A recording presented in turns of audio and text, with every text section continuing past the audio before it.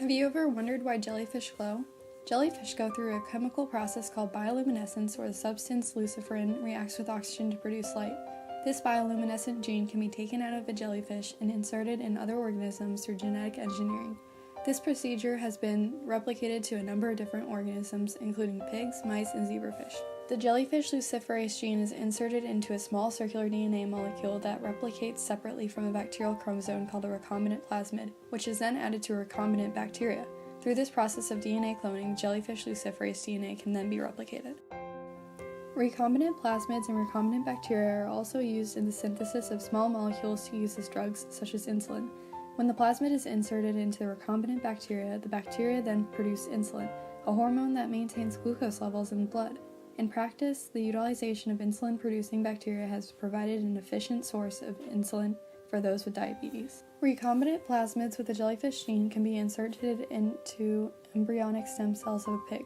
By inserting the recombinant plasmids into these undifferentiated cells, the cells will have the instructions for bioluminescence found in the luciferase gene.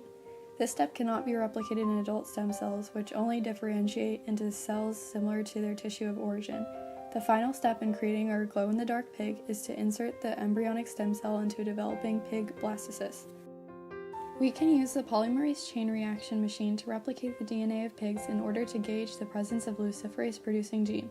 PCR is a three-step process involving the heating, which denatures the DNA, and cooling, which is favorable for the annealing and elongation processes. In PCR, DNA replicates exponentially with the help of the enzyme DNA polymerase, which uses original DNA as a template.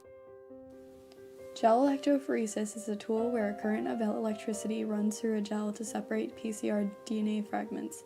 In this sample, 5 normal pigs and 1 glow-in-the-dark pig is being tested for the luciferase-coded gene.